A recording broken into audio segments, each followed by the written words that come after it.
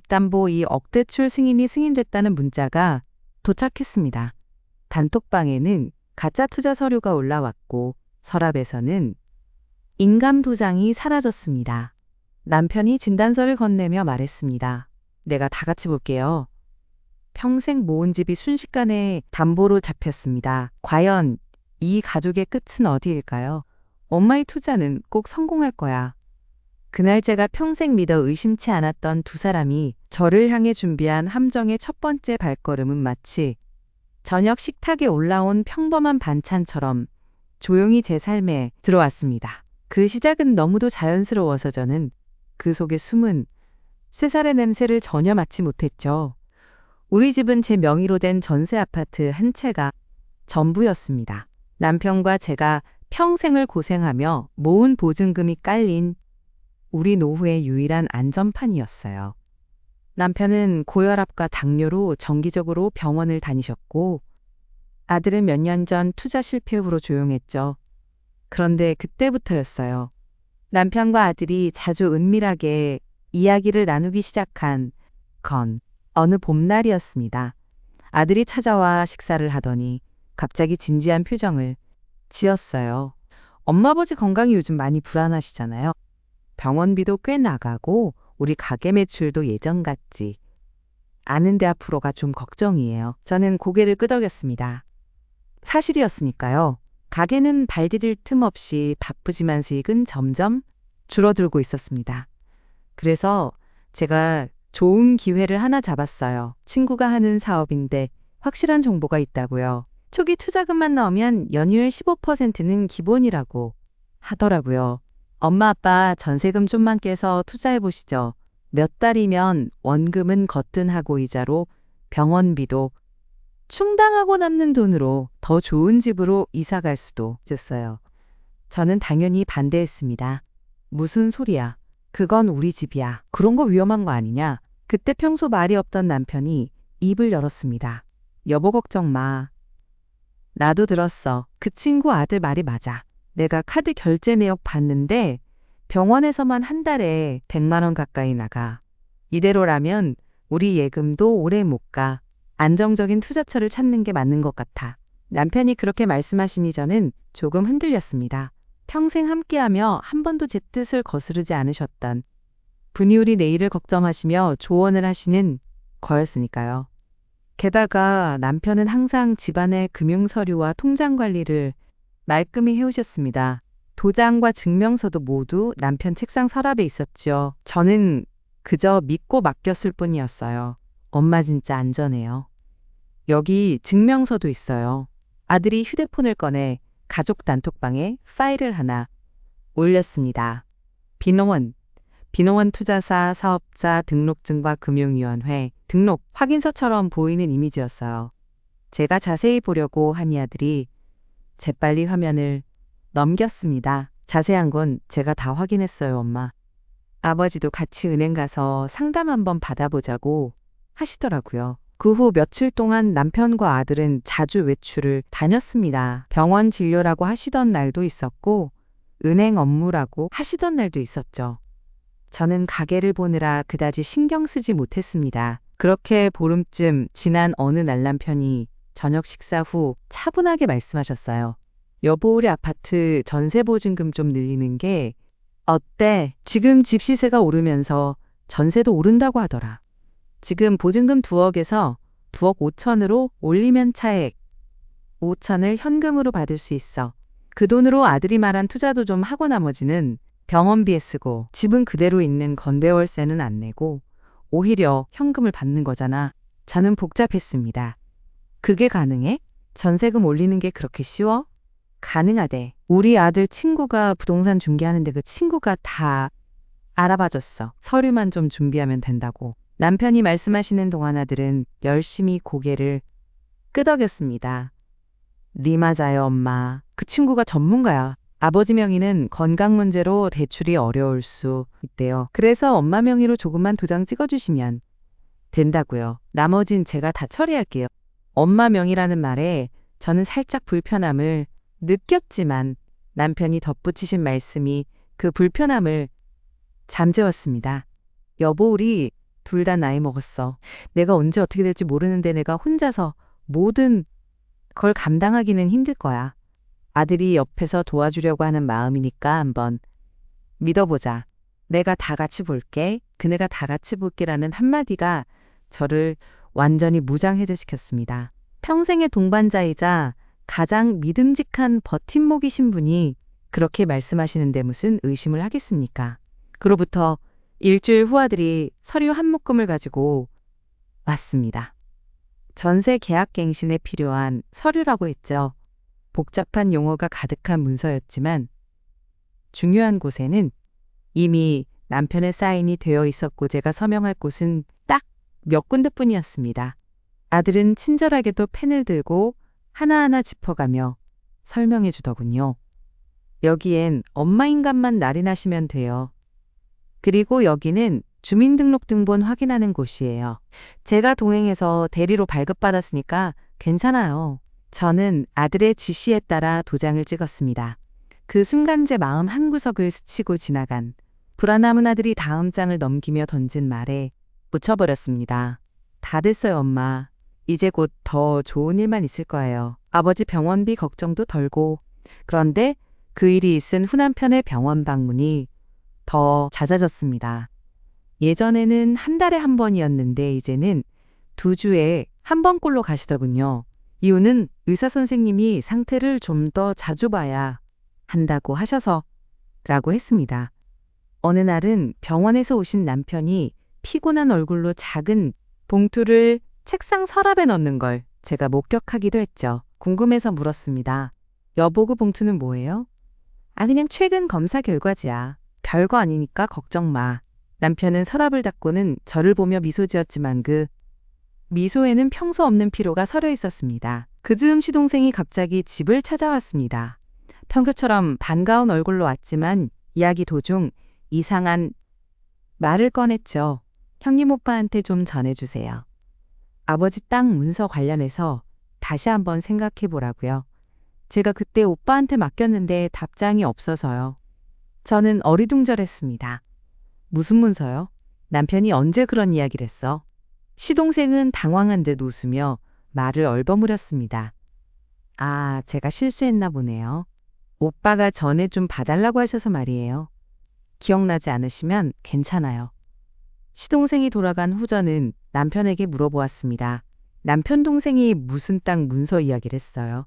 남편은 잠시 멈칫하시더니 태연하게 대답하셨어요. 아버지가 남기신 그 반문서 말이야. 동생이 상속 분할을 다시 하자고 해서 말인데 내가 좀 보류 중이야. 별일 아니니까 신경 쓰지 마. 별일 아니라고 했지만 상속 분할이라는 단어가 마음에 걸렸습니다. 그런데 그걸 추궁하기도 전에도 큰 일이 터졌죠. 바로 가게 임대료 문제였습니다. 우리 가게는 월세였는데 집주인에게서 전화가 왔습니다. 사장님 다음 달부터 월세를 20% 인상하기로 했습니다. 서면 통보도 곧 드릴 테니 확인해 주세요. 급작스러운 인상에 저는 깜짝 놀랐습니다. 왜 그렇게 많이 올라요? 주변 시세가 다 그렇습니다. 수용하시지 않으면 계약 종료입니다. 저는 당황해서 남편과 상의했습니다. 남편은 깊은 한숨을 쉬시더니 말씀하셨습니다. 어쩔 수 없지. 가게를 접을까? 무슨 소리예요? 이 가게가 우리 생명줄인데 그럼 월세를 내야지. 다행히 우리 아파트에서 현금 좀 받았으니까 그걸로 버티자. 아파트에서 받은 현금. 그 말이 저를 더 불안하게 만들었습니다. 전세 보증금을 올려서 받은 차액 5천만 원. 그 돈은 어디에 있는 걸까요? 저는 남편에게 물었습니다. 여보, 그 5천만 원은 어디 있나요? 월세 내는데 좀 써야겠는데. 남편의 표정이 굳었습니다. 그 돈은 아들이 투자하는데 일단 불입했어. 당장 찾을 수가 없어. 월세는 내가 다른 방법을 생각해 볼게. 당장 찾을 수가 없다는 말에 저는 가슴이 철렁했습니다. 그 많은 돈이 왜 당장 찾을 수가 없다는 걸까? 투자했다면 투자 계좌는 어디에 있고 증빙 서류는 뭘까? 저는 처음으로 아들에게 직접 전화를 걸어 물어보려 했습니다. 그런데 그 전화를 걸기 직전 제 휴대폰에 문자가 하나 도착했습니다. 보낸 사람은 모르는 번호였고 내용은 더욱 낯설었습니다. 비넌은행님, 대출 만기 안내, 거래일자. 2023년 4월 5일, 대출 금액 2억 원 만기일. 2024년 4월 4일 별도 연장 신청 시 문의 바랍니다. 저는 멍하니 그 문자를 바라보았습니다. 제 이름으로 된 대출? 전혀 모르는 일이었습니다. 제가 서명한 것은 전세계약 갱신 서류뿐이었는데, 아니 잠깐, 그때 제가 서명한 게 정확히 뭐였을까? 아들이 빠르게 페이지를 넘기며 설명할 때 저는 모든 내용을 꼼꼼히 읽어보지 못했었습니다. 두려움에 사로잡힌 채 저는 서랍을 열어 남편이 관리하시는 서류 더미를 뒤졌습니다. 그리고 그 안에서 제 이름이 크게 찍힌 다른 문서 한 장을 발견했죠. 제목은 주택담보대출 계약서, 고대출 금액은 정확히 2억 원이었습니다. 담보는 우리 집제 명의의 그 전세 아파트였습니다. 그리고 대출 실행일은 바로 제가 아들 앞에서 도장을 찍었던 그 다음 날이었어요. 문서를 붙든 제 손이 떨렸습니다. 이건 전세보증금을 올리는 게 절대 아니었습니다. 이건 우리 집을 담보로 돈을 빌린 것이었죠. 그 2억 원은 대체 어디로 갔을까요? 저는 허둥지둥 남편을 찾아갔습니다. 서류를 내밀며 목소리가 떨렸어요. 이게 뭐예요? 이 대출은 대체 무엇이에요? 남편은 그 문서를 보시더니 잠시 말이 없으셨습니다. 얼굴이 새파래지시더군요. 그리고 나서야 힘없이 입을 열었습니다. 여보, 그게 내가 설명하려고 했어.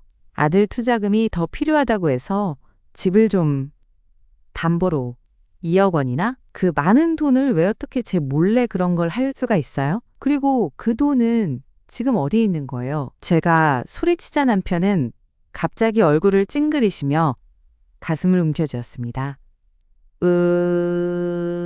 가슴이. 저는 당황해서 119를 불러야 하나 망설였지만 남편은 손을 저으며 말렸습니다. 괜찮아. 그냥 놀라서 그런 거야. 진정해 여보. 내가 다 설명할게. 아들이 지금 그 돈으로 큰 거래를 하고 있어. 곧 몇 배로 불어나서 돌아올 거야.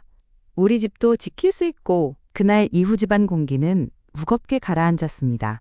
남편은 계속해서 가슴이 답답하다며 병원을 더 자주 다니셨고 저는 그런 모습을 보며 더 이상 추궁할 수가 없었습니다.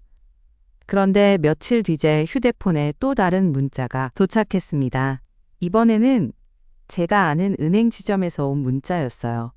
고객님의 대출 상환일이 15일 남았습니다. 첫 달 이자 납부를 위해 입출금 통장의 잔고를 확인해 주시기 바랍니다. 저는 당장 은행에 전화를 걸었습니다. 제 명의로 된 대출이 맞는지 그리고 이자 금액이 얼마인지 확인하려고 했죠. 상담원은 공식적인 확인은 본인 방문이나 공인인증서로만 가능하다였다만 대출 실행일 기준 변동금리 적용으로 월 이자가 대략 80만 원 정도 나올 수 있다고 안내했습니다. 월 80만 원. 우리 가계 월세 인상분과 맞먹는 금액이었습니다. 그 돈을 대체 어디서 내야 할까요? 저는 남편에게 이 사실을 말씀드렸습니다. 은행에서 이자 납부 안내 문자가 왔어요. 월 80만 원이라는데 그건 어떻게 해결하자는 거예요? 남편은 식탁에 앉아 두 손으로 머리를 감싸 쥐었습니다. 내가 아들한테 당장 연락을 해서 현금화할 수 있는 방법을 찾아보라고 할게. 조금만 더 기다려봐 여보. 아들이 분명히 방법을 찾을 거야. 기다리라고요? 이자가 매달 나가는데 어떻게 기다려요? 그리고 그 투자라는 게 대체 뭔데 그렇게 당장 현금화도 못한다는 거예요? 증명할 수 있는 서류라도 보여줄 수는 없는 거예요? 제가 조금만 더 다그치자 남편은 갑자기 자리에서 벌떡 일어나며 소리쳤습니다. 나도 모르겠어. 아들이 그렇게 하는 거야. 나는 그냥 믿었을 뿐이야. 이 나이에 네가 나를 이렇게 몰아세워야겠어? 그 순간 저는 할 말을 잃었습니다. 평생 한 번도 저에게 고함을 지르신 적이 없으신 분이었는데요. 남편은 곧바로 후회한 든 목소리를 낮추었습니다. 미안해, 나도 스트레스가 너무 쌓여서 병원에서도 신경이 예민해졌다고 하더라.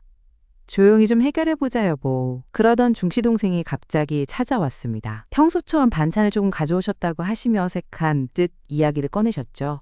형수님 요즘 오빠 건강은 좀 어때요? 얼굴색이 안 좋아 보이던데 내 병원 다니느라 좀 힘들어하세요. 아, 그런가요? 사실 저 지난번에 말씀드렸던 아버지 땅 문서 말인데요. 오빠가 제게 돌려주시겠다고 하셨다가 아들 레미가 투자 관련해서 좀 필요하다고 가져갔다고 하시더라고요. 그게 무슨 상관인지 모르겠지만 혹시 형수님은 그 문서에 대해 아시는 거 없어요? 저는 순간 멈칫했습니다. 시동생이 말하는 아버지 땅 문서는 시부모님으로부터 상속받은 작은 대지 관련 서류였습니다. 그게 왜 아들 투자와 관련이 있다는 걸까요? 저는 모른다고 했지만 마음 한구석이 더욱 불안해졌습니다. 그날 밤 남편이 샤워를 하시는 사이 저는 남편의 휴대폰이 궁금해졌습니다. 평생 서로의 휴대폰을 함부로 보지 않았지만 이제는 참을 수가 없었어요. 남편의 휴대폰은 간단한 숫자 패턴으로 잠금이 해제됐습니다. 저는 떨리는 손으로 아들과의 카카오톡 대화창을 열었습니다. 대화는 최근 일주일 정도만 남아 있었고 대부분은 음성 통화 기록이었습니다. 하지만 눈에 띄는 문자 메시지가 몇 개 있었어요. 아들, 사진 아빠 이거 은행에 보내면 될 거 같아요. 남편, 알겠다. 근데 이거 진짜 문제 없지? 아들, 당연하죠. 전문가가 다 만들어준 거니까 빨리 처리해야 돈 나와요. 남편, 엄마가 자꾸 캐물어서 힘들다. 아들, 아빠 조금만 버티세요. 다 지나갈 거예요. 우리 집 절대 안 잃어요.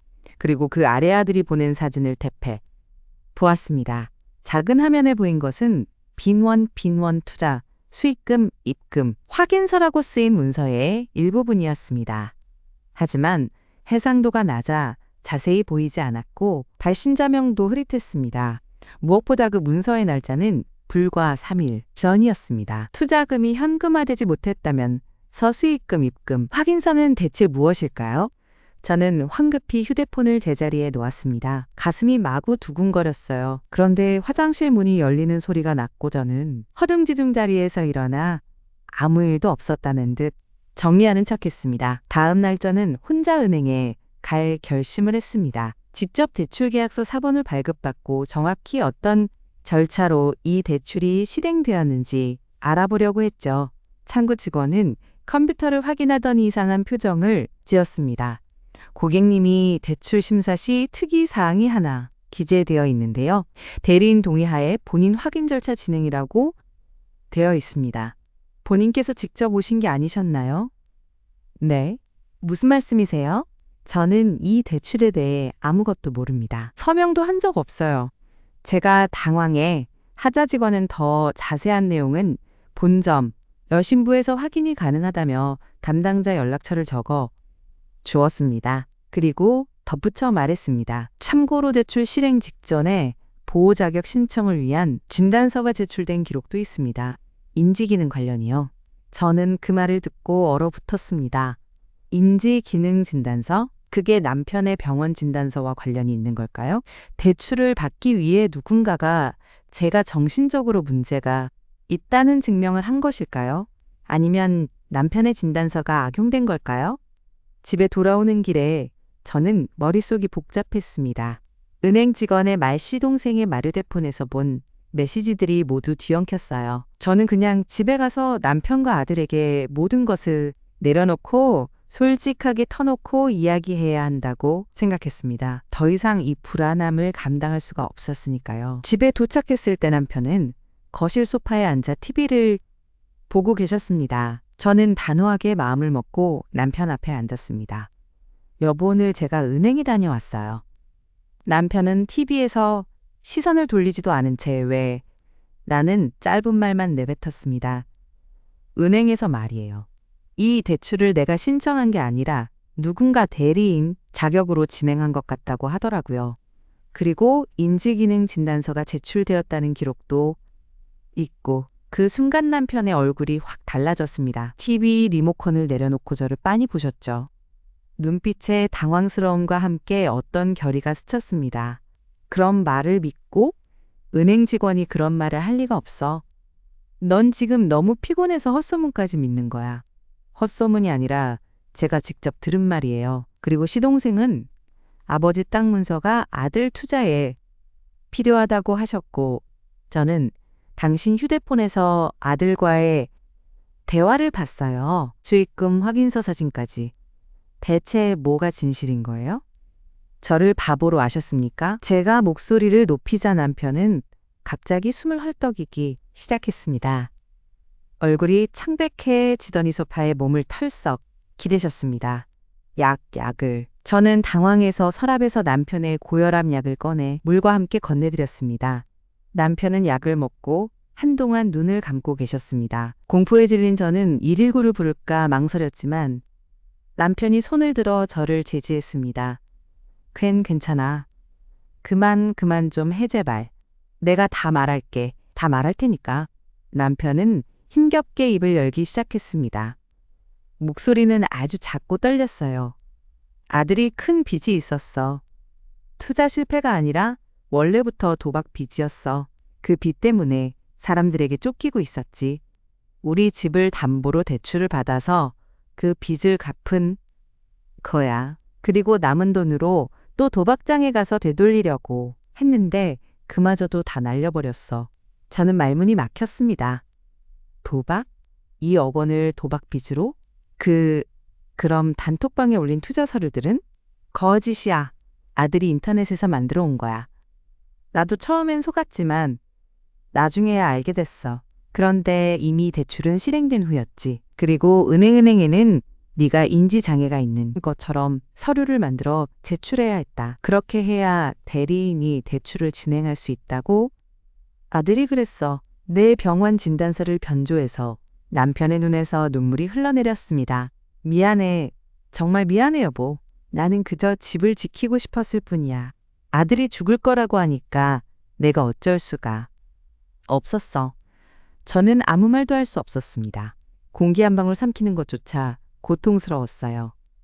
평생을 함께한 남편과 내가 낳아 키운 아들이 손을 잡고 저를 위해 놓은 함정이었습니다.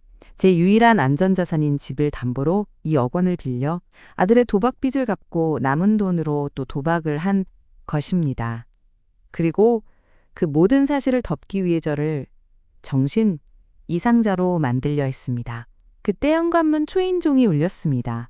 저는 정신없이 문을 열었고 앞에 선 사람은 아들이었습니다. 그는 들뜬 표정으로 현관에 들어서며 말했습니다. 엄마, 좋은 소식이야. 그 투자금 일부가 현금화될 길이 생겼어. 이제 아들은 거실에 앉아 고개를 숙이고 있는 아버지와 얼굴에 생기가 하나도 없는 저를 번갈아 보더니 말을 멈추었습니다. 공기가 얼어붙는 것 같았어요. 남편이 고개를 힘없이 들어 아들을 바라보았습니다. 더 이상의 거짓말은 끝이다. 엄마가 다 알게 됐다. 아들의 얼굴이 순식간에 굳어졌습니다.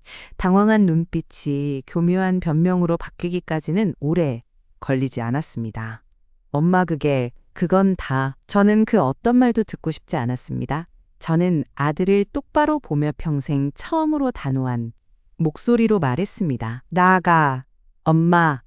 지금 당장 이 집에서 나가세요. 그리고 당신이 저지른 모든 일에 대한 증거 문서 하나도 빠짐없이 정리해서 저에게 가져오시기 바랍니다. 만약 그렇지 않으면 저는 경찰에 가겠습니다. 아들은 할 말을 잃은 채 문 밖으로 물러났습니다. 문이 닫히는 소리가 났고 집안은 다시 죽은 듯한 고요에 휩싸였습니다. 그런데 그때 소파에 앉아있던 남편이 몸을 움찔하더니 앞으로 휘청거렸습니다. 한 손으로는 머리를 감싸 쥐었고 다른 손은 허공을 더듬었습니다. 입가에서 말이 아닌 이상한 신음소리가 흘러나왔어요. 저는 비명을 지를 수도 움직일 수도 없었습니다. 그저 눈앞에서 남편의 몸이 천천히 소파에서 바닥으로 미끄러져 내리는 것을 바라볼 수밖에 없었습니다. 그 순간 저는 모든 공포와 분노를 잊은 채 남편에게 달려갔습니다. 그의 몸은 이미 무거워져 있었고 눈은 반쯤 감긴 채로 흐릿하게 저를 응시하고 있었습니다. 입가에서는 말이 아닌 끊어지는 숨소리만이 나오고 있었어요. 여보 정신 차리세요. 일어나세요. 제 목소리는 비명에 가까웠지만 남편의 반응은 전혀 없었습니다. 저는 손이 덜덜 떨리는 채로 휴대폰을 꺼내 119에 신고했습니다. 목소리가 제대로 나오지 않아 몇 번을 반복해야 했습니다. 주소를 말하고 상태를 설명하는 그 짧은 시간이 영원처럼 느껴졌어요. 구급대원들이 도착해 남편을 응급처치하고 들것에 실어 올리는 동안 저는 그저 벽에 기대어 서 있을 수밖에 없었습니다. 집안은 발자국 소리와 무전기 음성으로 가득 찼지만 제 귀에는 아들의 거짓말과 남편의 마지막 고백만이 울려 퍼지는 것 같았습니다. 구급차에 동승하라는 말에 저는 정신없이 신발을 신고 지갑도 없이 뛰어나갔습니다. 문을 닫는 순간 소파 앞바닥에 떨어진 남편의 휴대폰이 눈에 들어왔어요. 저는 주저없이 그것을 주워 주머니에 넣었습니다. 병원 응급실에서의 시간은 또 다른 지옥이었습니다. CT 촬영혈관 조영 수리사들의 빠른 대화. 저는 뇌출혈입니다. 출혈 부위와 양을 보아야 하지만 수술이 필요할 수 있습니다. 라는 말만을 이해할 수 있었습니다. 동의서에 서명하라는 서류가 내밀어졌을 때 저는 펜을 쥔 손이 얼어붙는 듯 했습니다. 평생 함께한 사람의 생사를 결정하는 서명이라니. 그 순간 제가 서명해야 할 곳은 보호자, 난이었습니다. 남편의 부모는 이미 돌아가셨고 저는 그의 법정, 대리인이었습니다. 그런데 문득 머릿속을 스치는 생각이 있었어요.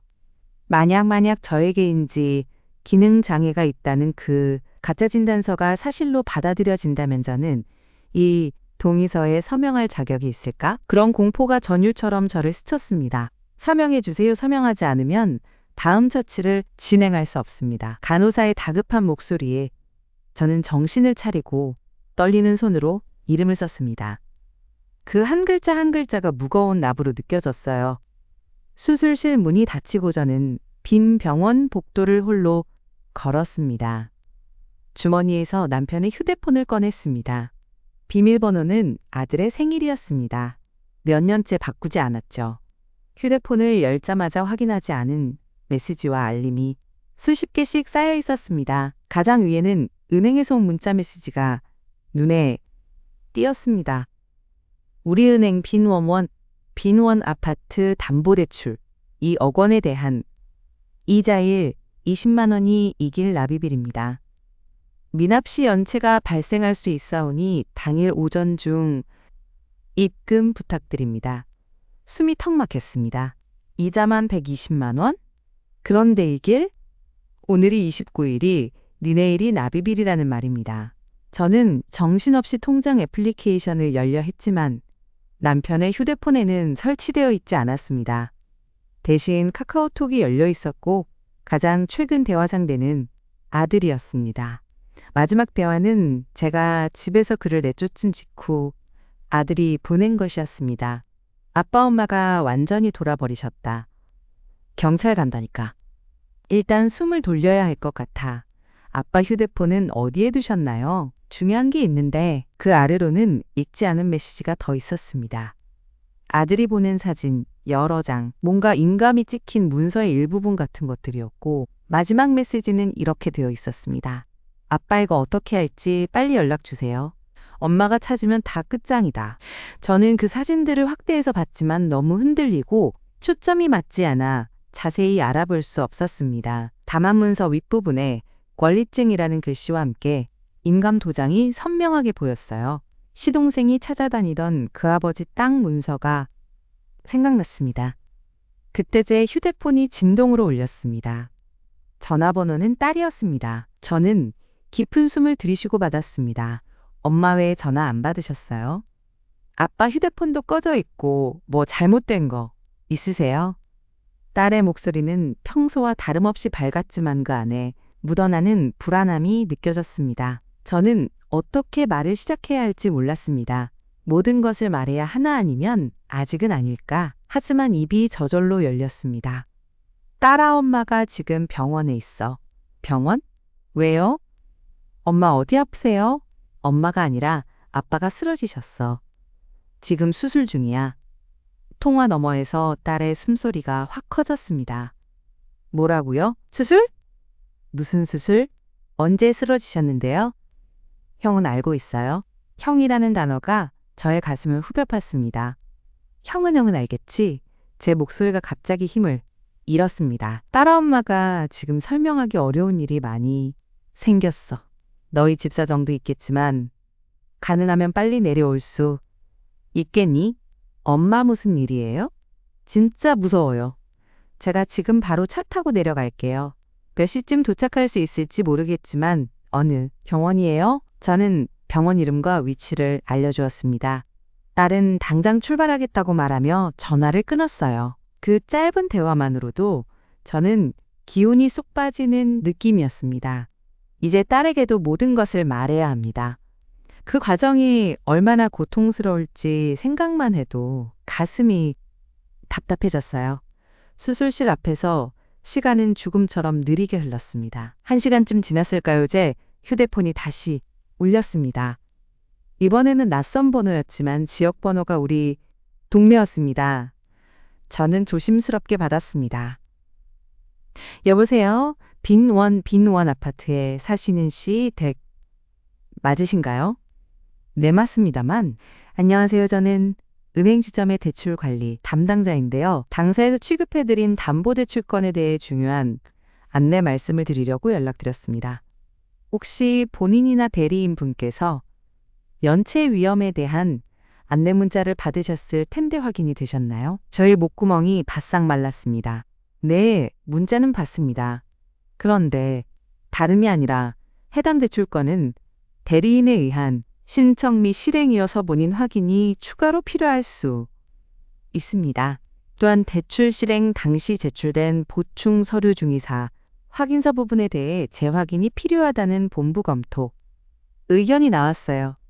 가능하시면 내일 중으로 지점에 방문해 주시면 감사하겠습니다.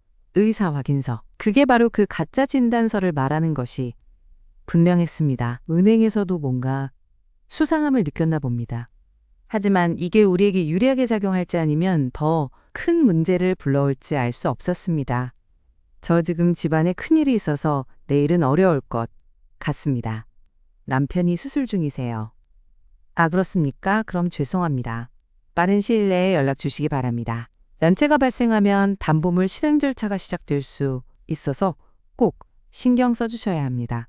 전화가 끊기자 저는 허탈하게 벽에 몸을 기댔습니다. 담보물 실행. 우리 집, 우리가 평생을 모아 마련한 제 이름으로 된 유일한 집, 그 집이 위태로워졌습니다. 그리고 그 모든 것을 초래한 건재가 가장 사랑하고 믿었던 가족 두 사람이었습니다. 그 순간 수술실 문이 열렸습니다. 마스크를 쓴 의사가 나왔고 저는 다급하게 다가갔습니다. 의사 선생님, 제 남편은 어때요? 수술은 일단 잘 마쳤습니다. 출혈을 제거했고 지금은 중환자실로 옮겼습니다. 하지만 출혈량이 많았고 위치도 좋지 않아서 이후는 장담할 수 없습니다. 뇌 기능에 어느 정도 손상이 갔을 가능성이 높아요.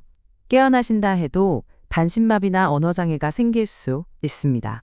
의사의 말은 하나씩 제 가슴에 박히는 못 같았습니다. 언제쯤 깨어나실 수 있나요? 24시간에서 48시간이 중요합니다. 그 사이에 의식을 회복하시면 일단 첫 관문은 넘은 거예요. 자세한 것은 중환자실 담당 의사가 다시 설명해 드릴 겁니다. 저는 고개를 숙여 감사 인사를 했지만 입술은 떨리고 말은 나오지 않았습니다. 중환자실 앞까지 따라갔지만 당연히 들어갈 수는 없었습니다. 유리문 너머로 여러 기계에 연결된 남편의 모습이 흐릿하게 보일 뿐이었습니다. 이제 저는 완전히 혼자였습니다. 아들은 믿을 수 없는 배신자, 남편은 생사도 확실치 않은 중환자, 그리고 제 어깨에는 2억 원의 빚과 담보 위기에 집 그리고 무너져가는 가게 운영의 현실이 짓눌러 앉아 있었습니다. 그때 주머니에서 남편의 휴대폰이 또다시 진동으로 울렸습니다. 화면에는 여동생이라는 이름이 떴습니다. 시동생이었습니다. 저는 한참을 망설이다가 결국 받았습니다. 오빠? 왜 이제야 전화 받아? 내가 문자도 몇 번이나 보냈는데 그 문서 대체 어떻게 된 거야? 아들이 그때 필요하다고 가져간다고 해서 믿고 줬더니 아무 연락도 없고 오빠가 중간에서 뭐라고 했잖아. 내 명의로 바꿔달라고. 시동생의 목소리는 불만으로 가득 차 있었습니다. 저는 목소리를 낮추어 말했습니다. 저예요, 형수예요. 아, 형수님? 오빠는 왜 전화 안 받아? 형수님께서 받으셨네요. 남편이 지금 병원에 계세요. 쓰러지셔서 방금 수술을 마치고 중환자실에 있습니다. 에? 뭐라고요? 큰일 났네요. 심각해요? 네, 아주 심각합니다. 동생님, 그 문서 이야기는 나중에 하자고요. 지금은 그럴 마음이 안 나네요. 형수님, 그건 안 됩니다. 그 문서 문제는 시급해요. 제가 알아보니 그 땅 문서를 다른 데 담보로 쓸 수 있다고 아들이 그랬다면서요? 그게 사실이에요? 오빠가 허락하신 거예요? 그건 아버지가 우리 남매에게 나눠주신 땅인데 몫을 함부로 처분하면 안 되잖아요. 시동생의 말에서 담보라는 단어가 날카롭게 귀를 찔렀습니다. 아들은 시동생의 땅 문서까지 손을 뻗쳤던 걸까요? 아니면 그저 거짓말로 문서를 빌린 것일까? 하지만 지금 그건 확인할 힘도 의지도 없었습니다. 동생님, 저는 지금 그 문서에 대해 아무것도 모릅니다. 아들이 가져갔고 남편이 무슨 이야기를 나누셨는지도 저는 몰라요. 모든 것을 아들이 저지른 일이에요. 남편은 그저 방조했을 뿐이에요. 통화 너머에서 시동생의 숨소리가 거칠어졌습니다. 형수님, 그게 무슨 소리예요? 무슨 큰일을 저지른 건데? 중환자실 앞에서 시동생과의 통화를 끝낸 저는 정신이 하나도 없는 채로 병원 로비로 걸어갔습니다. 손에 쥔 남편의 휴대폰이 다시 진동했지만 이번에는 보지도 않고 전원을 껐습니다. 모든 소음이 멀어지는 것만 같았어요. 그런데 로비 자동문이 열리며 누군가 허둥지둥 뛰어 들어오는 모습이 보였습니다. 머리는 흐트러지고 얼굴은 창백했지만 저에게 다가오는 그 모습은 분명 제 딸이었습니다. 엄마, 딸은 저를 꽉 안았습니다. 그 따뜻함에 저는 비로소 눈물이 핑 돌았습니다. 하지만 울지 않았어요. 눈물마저 지칠 정도로 모든 감정이 바닥난 상태였습니다. 아빠는 어디 계세요? 괜찮으세요? 딸이 물었고 저는 간신히 목소리를 내었습니다. 중환자실이야. 수술은 했는데 아직 깨어나지 않았어. 상태가 좋지 않대. 딸의 눈에도 눈물이 고였지만 그녀는 눈물을 닦으며 더 단호한 표정을 지었습니다. 엄마 전화에서 말씀하신 설명하기 어려운 일이 뭐예요? 형은 대체 어디에 있고 왜 연락이 안 되는 거예요? 저는 딸을 병원 로비 구석의 의자로 데려가 앉혔습니다. 그리고 숨을 깊게 들이쉬며 지난 몇 달 동안 일어난 모든 일을 하나도 빠짐없이 이야기했습니다. 아들의 도박 빚가짜 투자증명서재 명의로 된 2억 원 대출 변조된 인지기능 진단서 그리고 시동생의 땅 문서까지. 말을 할수록 제 목소리는 담담해졌고 오히려 듣는 딸의 표정이 점점 충격으로 일그러졌습니다. 말도 안 돼, 형이 그럴 리가 없어요. 아빠가 그런 일을 허락하셨다고요? 너희 아빠는 아들이 죽을 거라고 하니까 어쩔 수 없었다고 했어. 하지만 그건 변명이 될 수 없지. 그리고 지금 우리 집은 담보로 잡혔고 내일 이자 120만 원을 내야 해. 내지 않으면 집을 잃을 수도 있어. 딸은 한동안 아무 말도 하지 않았습니다. 그저 두 손으로 얼굴을 가린 채 깊은 숨을 들이쉬고 내쉬기를 반복했어요. 마침내 그녀가 고개를 들었을 때 눈빛은 확고해져 있었습니다. 엄마, 지금 우리가 해야 할 일을 정리해요. 첫째, 은행 문제. 둘째, 형의 문제. 셋째, 아빠 건강. 넷째, 가게와 생활 문제. 저는 고개를 끄덕였습니다. 딸의 차분한 목소리가 제게 조금이나마 버팀목이 되어 주는 것 같았어요. 일단 은행은 내일 아침에 엄마랑 같이 갈게요. 대리인에 의한 대출이고 진단서가 위조된 거라면 그건 명백한 사기야. 은행도 그걸 알고 있으면 절대 방치하지 않을 거예요. 그리고 형은 엄마가 말씀하신 대로 뭐든 증거를 가져오라고 해야 해요. 안 가져오면 경찰에 가는 게 맞아요. 하지만 엄마, 딸이 제 손을 꼭 잡았습니다. 더 이상 혼자서 참고 감당하려고 하지 마세요. 저도 이 가족의 일원이에요. 그리고 형이 한 일은 범죄예요. 가족이라고 봐줄 문제가 아니라고 생각해요. 그 말에 저는 마음 한구석이 조금씩 단단해지는 것을 느꼈습니다. 딸이 옳았어요. 더 이상 혼자서 가족이라는 이름으로 모든 것을 덮으려 해서는 안 된다는 생각이 들었습니다. 다음날 아침 저와 딸은 먼저 은행 지점을 찾았습니다. 전날 전화했던 대출관리 담당자를 만났고 저는 모든 사실을 숨김없이 말했습니다. 대리인 동의는 위조되었으며인지 기능진단서는 남편의 병원 기록을 악용한 가짜라고요. 딸은 옆에서 논리적으로 보충 설명하며 이런 사기 행위에 은행이 무의식적으로 가담했다 하면 대출 계약 자체가 무효일 수 있다는 점을 분명히 했습니다. 담당자는 매우 당황한 표정을 지으며 본 점 여신부와 긴급 전화회의를 가졌습니다. 1시간 가까이 기다린 끝에 그가 돌아와 전한 말은 일단 안도할 만한 것이었습니다. 고객님 확인해본 결과대출 실행 당시 제출된 의사 확인서에 대한 검토가 이미 본부에서 진행 중이었습니다.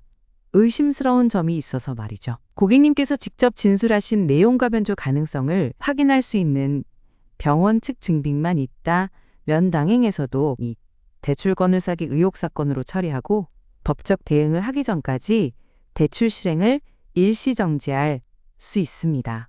연체에 따른 담보물 실행도 당연히 보류되지요. 저는 숨을 죽이고 들었습니다. 그럼 이자 납입도?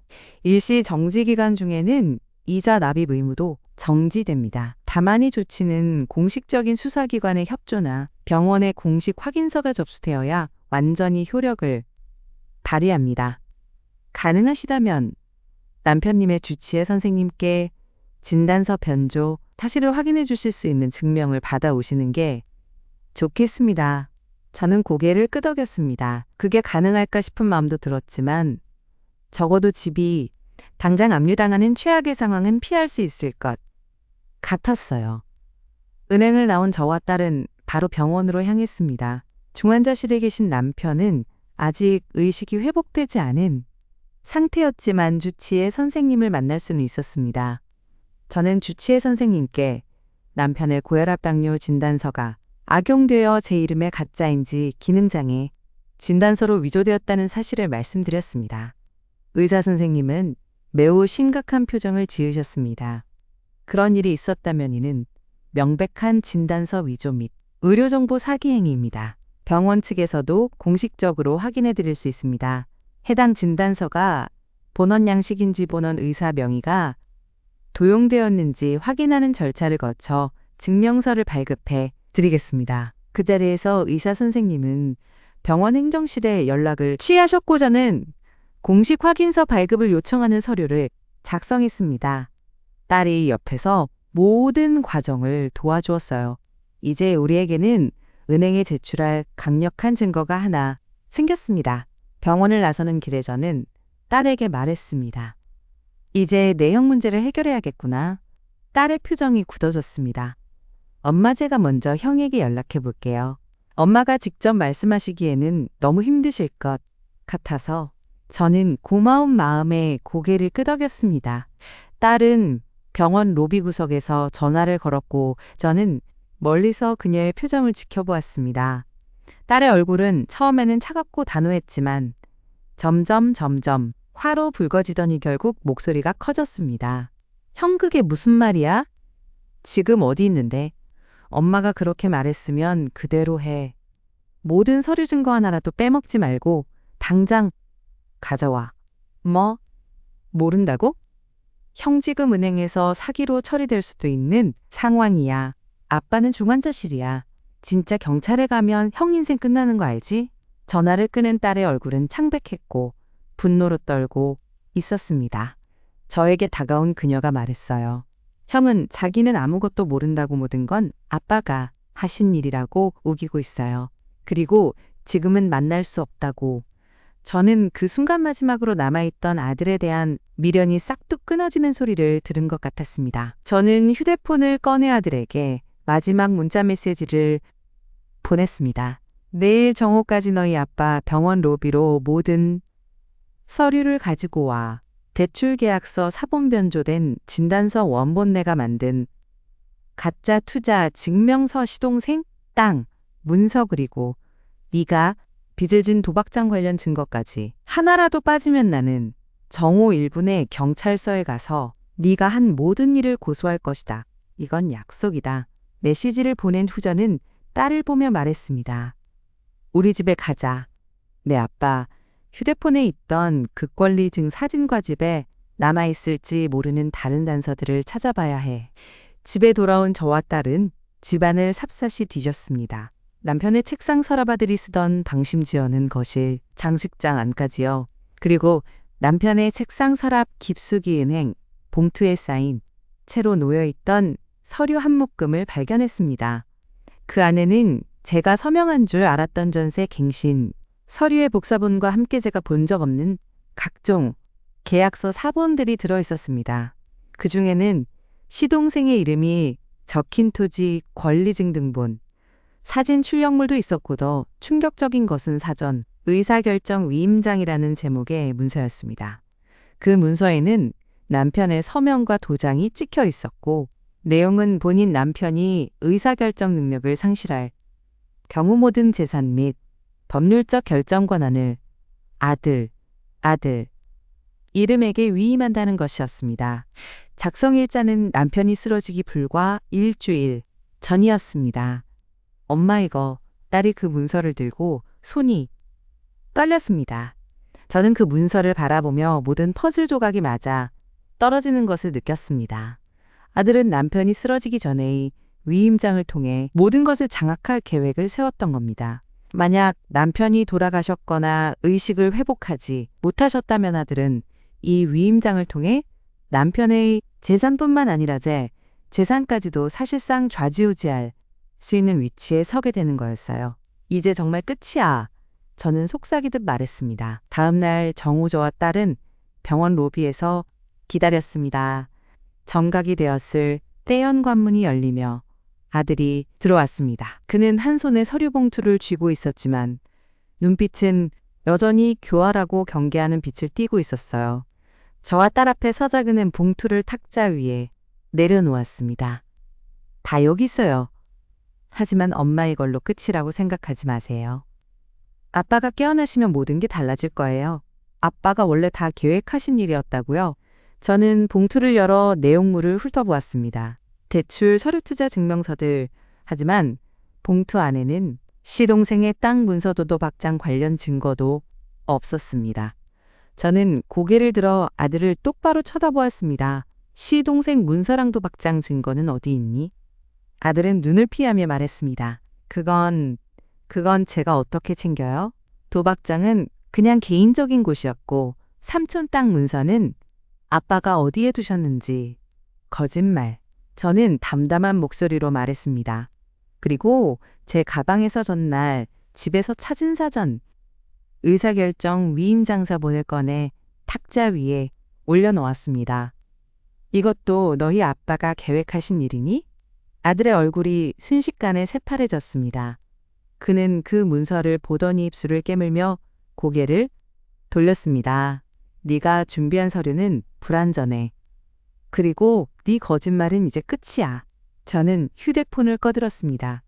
화면에는 이미 112가 입력되어 있었어요. 내가 약속한 대로야. 정오 1분에 경찰에 전화를 걸겠다고 했지. 제가 발신 버튼 위에 손가락을 올려놓는 순간 아들이 비로소 무너졌습니다. 그는 벌떡 일어나 제 팔을 붙잡으려 했지만 딸이 앞을 가로막았습니다. 현금 안에 아들은 주저앉으며 울음을 터뜨렸습니다. 목소리는 찢어질 듯 했어요. 엄마 미안해. 정말 미안해.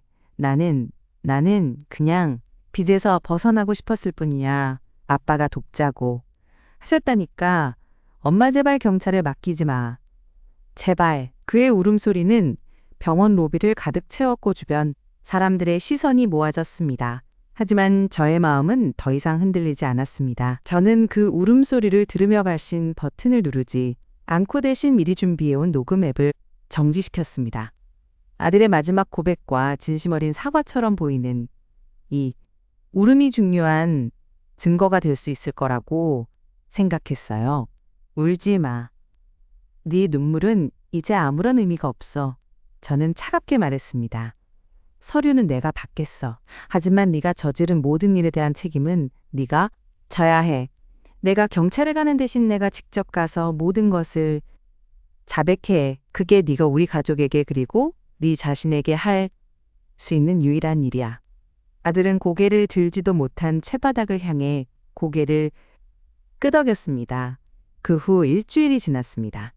아들은 제 말대로 직접 경찰서에 가서 도박, 빚, 문서 위조 진단서, 변조사기 대출 실행 등 모든 범행을 자백했습니다. 수사가 진행 중이었고 그는 구속되지 않았지만 신병 확보 상태로 조사를 받고 있었습니다.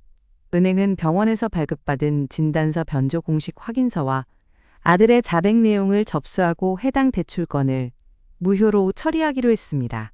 법원의 최종 판결을 기다려야 했지만 적어도 담보물, 실행의 위협은 사라졌습니다. 대출원금 2억 원은 아들의 범행에 사용된 불법 자금으로 향후 아들의 재산 추적 및 변제를 통해 해결될 예정이었습니다. 시동생은 아들을 통해 자신의 땅 문서가 단순히 보여주기 위해 빌려줬을 뿐 실제 담보로 쓰이지는 않았다는 사실을 확인하고 일단 안도했습니다. 하지만 그 과정에서 남편과 아들의 행동에 큰 배신감을 느꼈는지 저에게 사과의 전화를 한 통 건네오던 이후로는 연락이 뜸해졌습니다. 가장 중요한 것은 남편의 상태였습니다. 수술 후 사흘째 되는 날 그는 간신히 의식을 회복했습니다. 하지만 의사 선생님의 예견대로 오른쪽 몸에 심한 마비가 왔고 말을 제대로 하지 못했습니다. 아는 소리만 내실 뿐이었죠. 그는 저를 알아보았고 눈물을 흘리셨습니다. 저는 그의 손을 잡았지만 그 손은 차갑고 힘이 하나도 없었습니다. 저는 남편의 병실에서 조용히 말씀드렸습니다. 여보, 다 끝났어요. 아들은 자백했고 대출은 무효가 될 거예요. 우리 집은 지켜졌어요. 남편의 눈에서 눈물이 더 많이 흘러내렸습니다. 그는 고개를 힘겹게 끄덕이려 했지만 제대로 되지 않았습니다. 그의 눈빛에는 고통과 후회 그리고 깊은 슬픔이 가득했어요. 하지만 이제 우리는 예전처럼을 못해요. 제 목소리가 떨렸지만 눈물은 나지 않았습니다. 저는 당신을 용서할 수 없어요. 당신이 아들의 편에 서서 저를 함정에 빠뜨렸기 때문이에요. 당신의 병간호는 해드릴게요. 평생 동반자였으니까. 하지만 믿음은 다시는 돌아오지 않을 것 같아요. 남편은 눈을 감았습니다. 한 줄기 눈물이 또다시 흘러내려 귀 밑을 적셨습니다. 그날 이후 저는 새로운 생활을 시작했습니다. 딸은 잠시 머물다가 자신의 가족이 있는 곳으로 돌아갔지만 자주 전화를 걸어 저의 안부를 확인해 주었습니다. 가게는 월세 인상분을 협상해 조금은 완화했지만 예전만큼의 수익을 내기 힘들었습니다. 그래도 제가 직접 매일 나가서 운영했고 동네 단골 손님들의 위로와 응원이 큰 힘이 되었습니다. 아들의 재판은 진행 중이었고 저는 증인으로 소환될 예정이었습니다. 하지만 그 과정 자체보다는 그 일이 끝나고 난 뒤의 생활을 어떻게 재건할지 고민하는데 더 많은 시간을 보냈습니다. 어느 가을 저녁 가게 문을 닫고 집에 돌아오는 길에 저는 공원에 잠시 앉았습니다. 낙엽이 살살 떨어지고 해가 지는 하늘은 붉게 물들어 있었어요. 주머니에서 휴대폰을 꺼내 보니 딸에게서 문자가 와 있었습니다. 엄마, 오늘은 날씨가 쌀쌀한데 감기 조심하세요. 주말에 아이들 데리고 한번 갈게요. 사랑해요. 저는 그 짧은 문장을 몇 번이고 읽었습니다. 그리고 하늘을 바라보며 비로소 눈물이 흘러내리는 것을 느꼈습니다. 이 눈물은 분노나 슬픔이 아닌 그저 지나온 시간에 대한 안타까움과 그래도 남아있는 작은 따뜻함에 대한 감사함에서 나온 것이었습니다. 바람이 불어와 낙엽을 살랑거리게 했고 저는 자리에서 일어나 집으로 걸어갔습니다. 그 집은 여전히 제 이름으로 되어 있었고 그 안에는 치유되지 않은 상처와 외로움이 가득할 것입니다. 하지만 그 문을 열고 들어가는 발걸음은 어제보다는 조금 더 단단해져 있었습니다. 모든 것이 끝난 것은 아니었지만 적어도 더 이상 속지 않을 자신에 대한 믿음만은 조금씩 자리 잡아가고 있었으니까요.